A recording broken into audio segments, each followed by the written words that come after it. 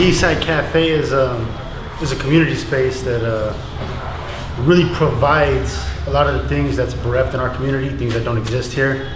And if they do, sometimes they're not accessible to the community itself. This space is autonomous and operates and funds itself in order to give back to the community. I mean, we help with self-defense, but there's like all kinds of programs and things that are coming out of here. Anti-gentrification efforts, driving ESL for driver's ed, Zumba, capoeira. There's now what classes that helps preserve our culture through language. Open mics, and the space is open for any kind of community fundraiser. So it's not like you have to have a program here. Like the space is here by and for the community. The best thing about the Eastside Cafe is that it's not a business. You know, it's a community center. It's a place where many worlds come together and utilize these four walls for whatever purpose that we have to make a better, safer, more positive community. You know, nobody gets paid here. You know, this is a real, genuine effort by people in the community to have a space where we can come together as different collectives and do whatever work that we feel is positive for our community. And there's very few places like it. You know, the very few that there are pretty much modeled after the Eastside Cafe. So it set a precedent in our community as to what is achievable utilizing this model of self-sustainability.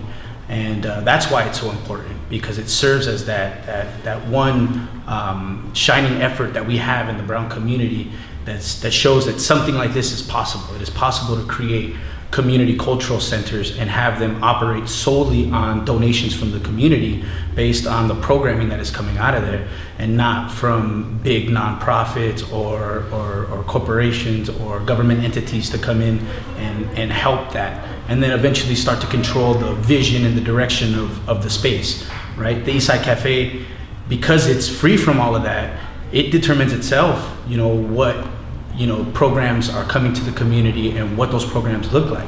So that's the most important thing about the Eastside Cafe, is that it shows that this type of model is possible. You know, utilizing this kind of model of self-sustainability is definitely possible in our community. The Eastside Cafe exists because the community wants it here.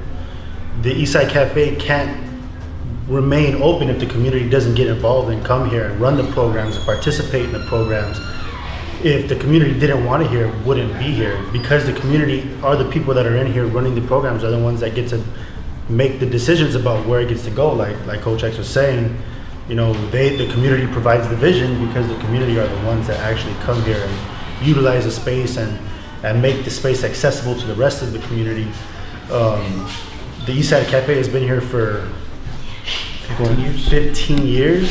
Like, there's no way it would be possible if the community didn't want it to be here, especially run on a donation base. The GoFundMe was put up to try and close the funding gap that we have with trying to raise enough funds to purchase the building. So, or not even the building, but the whole lot, right? It's all of these buildings. It's not just the Eastside Cafe, right?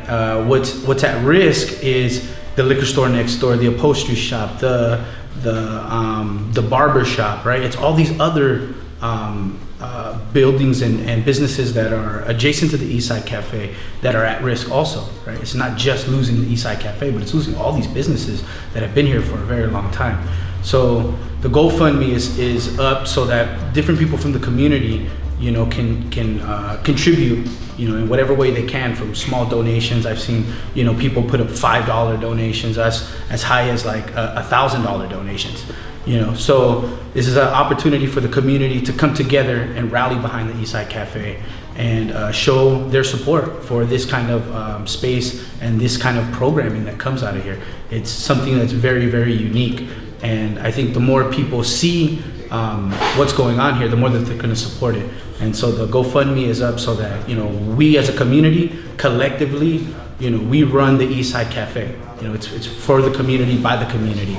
And when we purchased it, when the Eastside Cafe purchases the property, you know, it's in essence an extension of the community. It belongs, you know, to the community. It won't be these four walls anymore. It'd be the whole lot belongs to the community, and that's why it's important.